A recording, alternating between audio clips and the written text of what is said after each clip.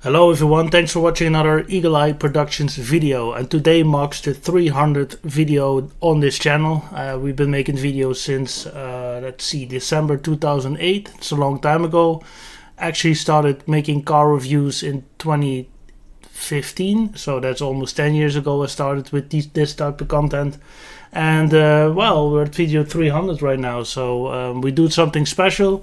I have one of my most dedicated subscribers asking me if I would do a review on the Rolls-Royce Silver Seraph 98 2002 and the Corniche. Alright, let's check it out because I already find something. Let's start off with this is 2003, he asked until 2002. Well, I think it won't make a big difference. This is basically the same generation.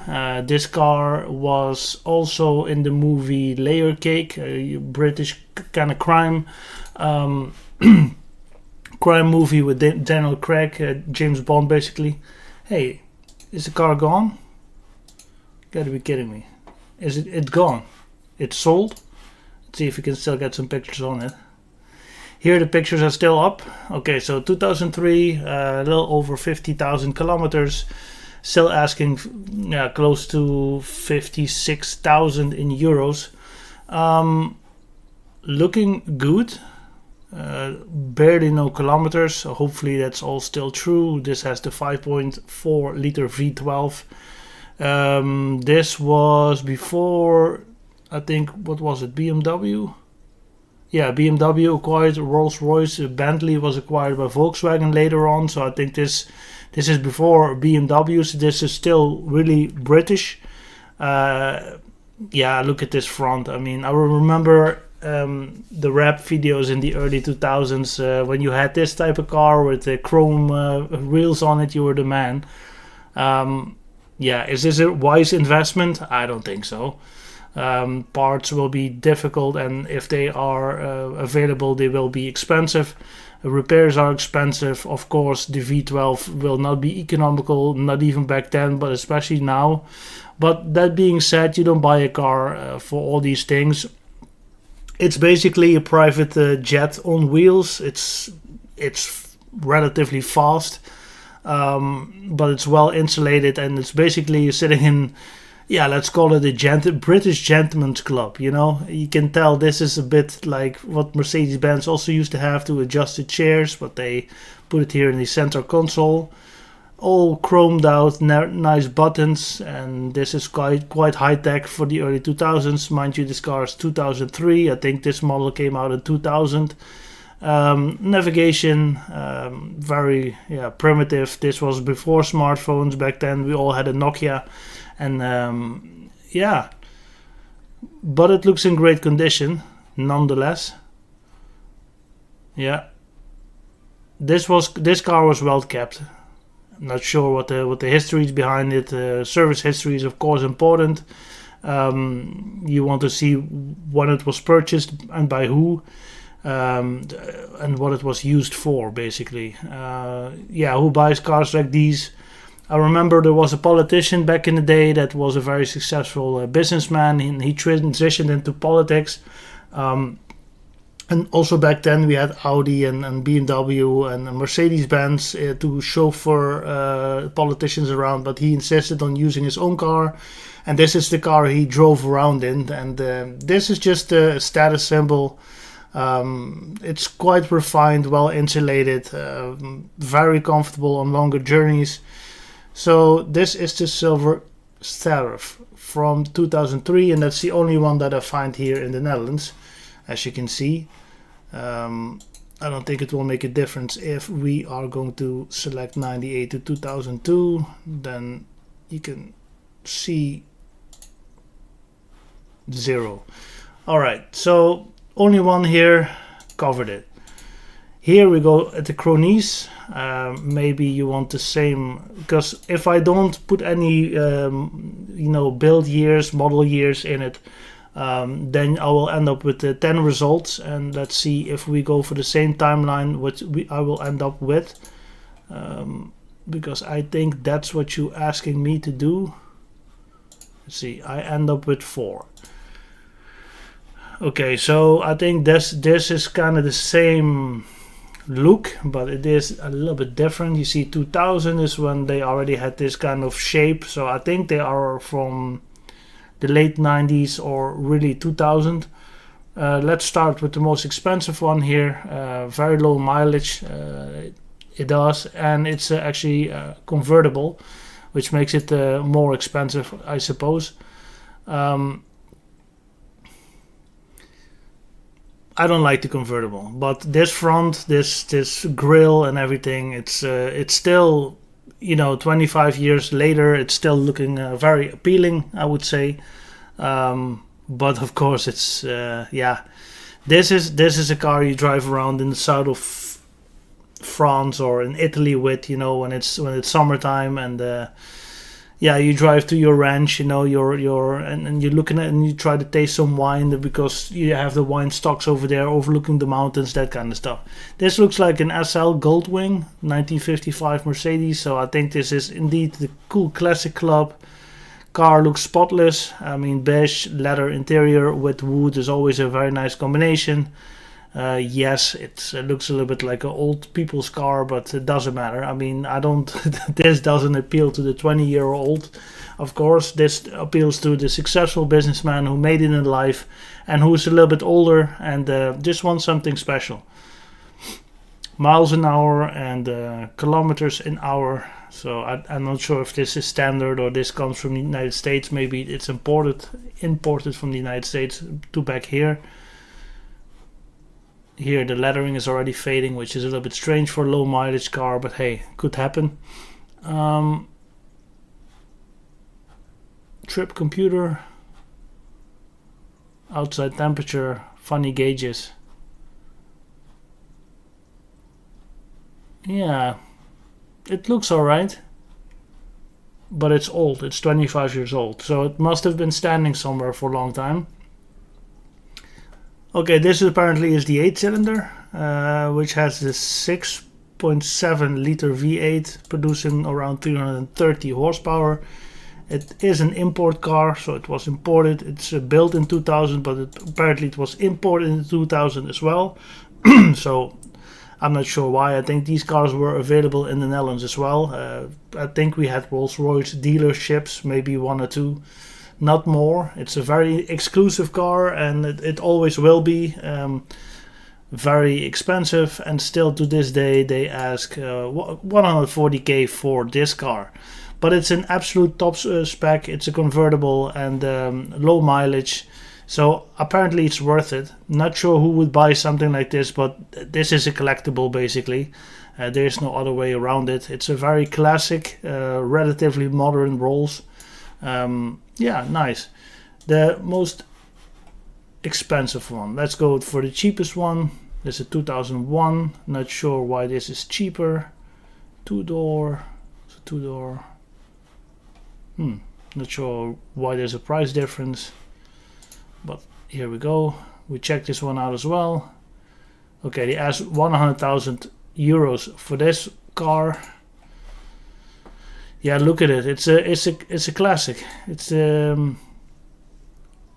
it's strange because yesterday I drove together with my brother. He owns a 77 Cadillac Coupe de Ville, and this has not similarities, but this is kind of a British Cadillac, if you know what I mean. This is their interpretation of luxury, and of course this car is more modern. So what is with a modern car, or like I should say a luxury car? Leather, a lot of wood, great sound insulation, very powerful engine that makes driving fast effortless. And nowadays, of course, lots of technology, but that wasn't the time yet. This is 2000. Again, everyone had just a normal Nokia in its pocket. And navigation was just coming through. The GPS modules were already in watches back then, and they had GPS modules as extra that you could put in a car, but all very basic with LCD screens and stuff. This was really before all of that. So, but that makes it more timeless. Technology ages very bad, in my opinion. and that also makes the car look old. Well, in this car, I mean, the buttons and the switches and everything, this looks a little bit like from Mercedes-Benz actually. But I'm sure all these buttons are very well put together and it will last. I mean, it's a piece of work. These cars are handcrafted. Yeah, and this is maybe one of the last Rolls-Royces they made under British management. But call me out if I'm wrong on that. I'm not very aware of this brand.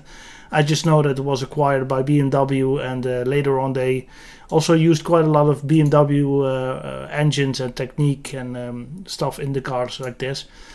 Yeah, beautiful. I think. But would I buy something like that if I had the money? No, I don't think so. I don't think so. But I think the appeal of it is this must be such a relaxing cruiser. And I think the attention to detail and it's handcrafted. I mean, you can't beat that. I'm sure there's no cracks or stuff. Here, this looks like a boat, right? A little bit like that. Yeah, beautiful. Let's change the. We're just gonna remove this, and we're gonna remove this, and we end up with 10 again. Let's see the most expensive one here in the Netherlands. It's actually the oldest one. It's 1979. It's a 6.8.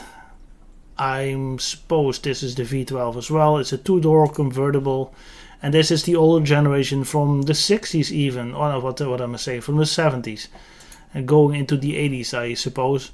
These are the type of cars that you saw in cars like in movies like Scarface or something like that. Even back then, this was like, this is the status symbol.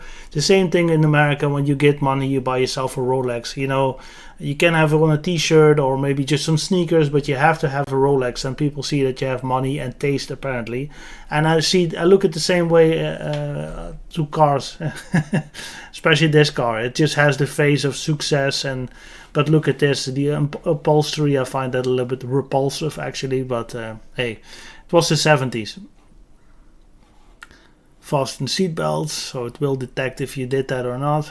Just very early old technology with sensors and everything. Oh, it looks so gross somehow. I mean, it's not for me. It's a Miller Park Ward. Not sure what that is. Is that a certain edition? Oh, it does have a car phone. Motorola? Not sure. No.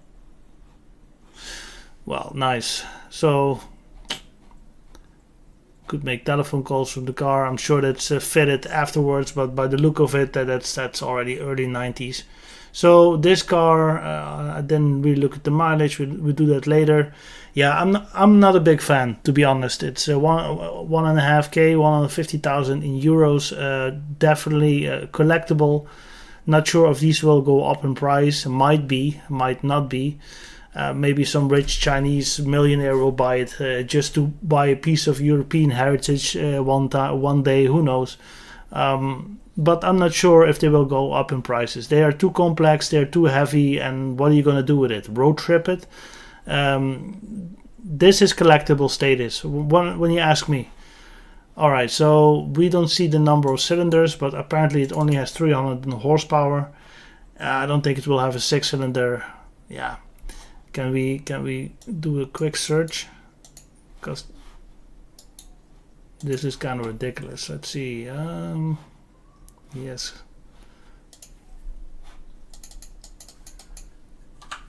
Let's check. Do a quick check. If I get more information on this.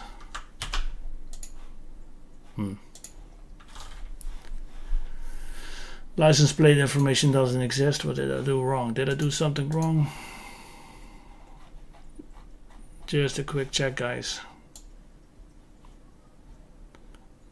License plate info doesn't exist and there is no license plate on it. Okay, dead end.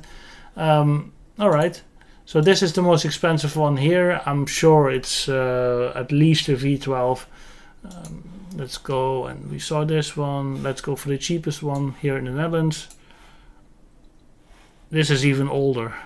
This is an 8-cylinder. Yeah, this is a Rolls-Royce from the 60s. So the other one was from the late 70s, and this is from the late 60s. So it's an older generation. And yeah, it just doesn't do it for me. But let's go over it. DR99. Oh, we will probably have all the info. We'll go to the info first. Let's see. We don't have any info. Great. Specs. All right. 6.8. A coupe. 2 seats. Okay, so this car is indeed 67, and in 98 is the first time it was imported to the Netherlands. So I'm not sure where it's from, probably the UK, maybe even America, who knows, maybe the Middle East. But in 98 it came to the Netherlands, and since then it stayed in the Netherlands. 6.7, which is an odd number, but that's Rolls-Royce tradition, I suppose. 8-cylinder with 200 horsepower, so that's basically nothing. But I think that makes sure that these engines run forever. More than 2,000 kilos, so it's a heavy car, but that also, you know, shows you that the quality, the build quality of the steel and everything, it's quite a heavy car, so it's probably put together quite well. Yeah, 60s. I mean, this was the best what you could buy in the 60s, basically, when it came to the British cars. Yeah, it looks a little bit like an airplane somehow. All these gauges. Maybe here you have to put the key. I'm not sure what's going on here, but you have all these gauges, switches, very old stereo here.